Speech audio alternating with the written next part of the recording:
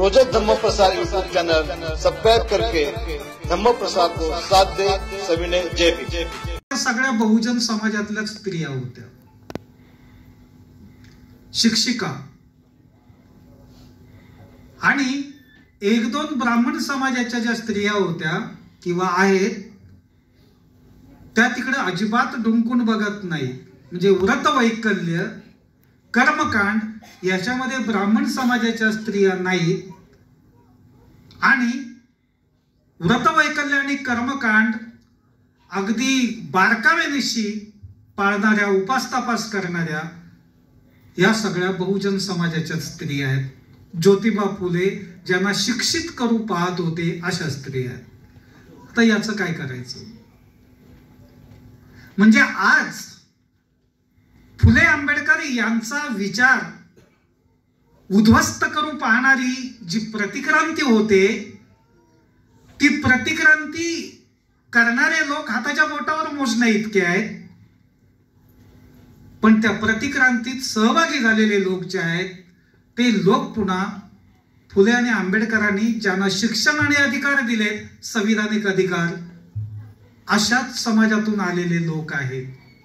याचं काय करायचं? आणि म्हणून माझा प्रश्न होता की बहुजन समाजाला किंवा स्त्रियांना किंवा शूद्रांना किंवा अस्पृश्यांना शिक्षण देण्यामागचा क्रांतीबा फुल्यांचा किंवा सावित्रीबाई फुलेंचा जो उद्देश होता, तो उद्देश तुम्ही धर्मव्यवस्थेच्या आणि समाज व्यवस्थेच्या गुलामगिरीतून बाहेर पडावं हा होता. या व्यवस्थेतून जर का तुम्ही बाहेर पडलात तर मग काय होईल? तर मग तुम्ही समतेचं राज्य याचे तुम्ही त्या समतेच्या राज्याचे पाईक व्हाल, समतेच्या राज्याचे फॉलोअर व्हाल, समतेच्या राज्याचे रक्षक व्हाल. पण त्या व्यवस्थेतून, त्या अवस्थेतून, त्या मानसिकतेतून तुम्ही बाहेर पडायला पाहिजे ना. पण प्रामुख्यानं शिकलेले आणि साक्षर लोक जे आहेत ते साक्षर लोकच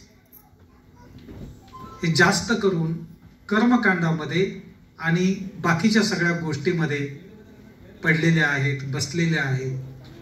आणि त्या दृष्टीनं जर विचार करता ही ब्राह्मणी व्यवस्था जिचा ज्योतिबा फुल्यांनी धिक्कार केलेला होता, म्हणून तर त्यांनी सत्यशोधक समाज काढला होता वेगळा.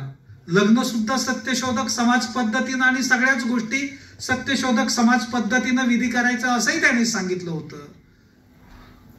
ते ज्योतिबा फुल्यांनी ज्यांच्याकडून अपेक्षा केली होती त्या समाजाकडून हे घडताना दिसत नाही. आता सध्या 5-6 दिवस देशातलं वातावरण कसं आहे?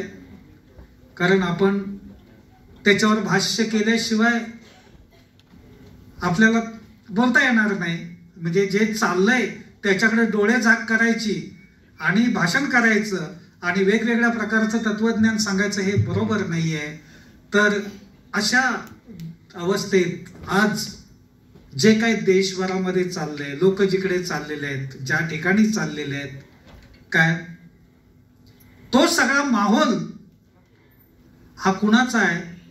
रथयात्रेमध्ये कोण होते आणि उद्या तिकडे रांगा लावून जाणारे लोक कोण आहेत? तर ज्यांच्या शिक्षणाची ज्योतिबा फुलेंनी विवंचना केली होती, काळजी घेतली होती, त्याच समाजाच्या, मग तो स्त्री समाज असेल किंवा बहुजन समाज असेल, त्याच्या जोरावर हे सगळं चाललेलं आहे. मी माझ्या एका गझलमध्ये असं म्हटलेलं आहे,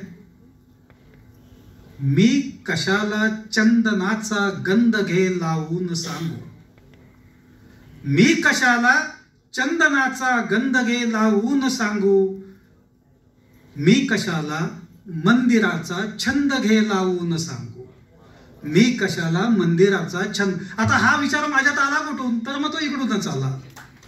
फुले शाहू यांच्याकडून, आंबेडकरांकडून तो माझ्याकडे आला. तोही मी तुम्हाला सांग, जी माझी भावना होते शिक्षणातून, माझ्यामध्ये जाणीव होते शिक्षणातून, यांचा वारसा सांगतो. रोजक धम्म प्रसार यूट्यूब चैनल सब्सक्राइब करके धम्म प्रसार को साथ दे। सभी ने जय पी।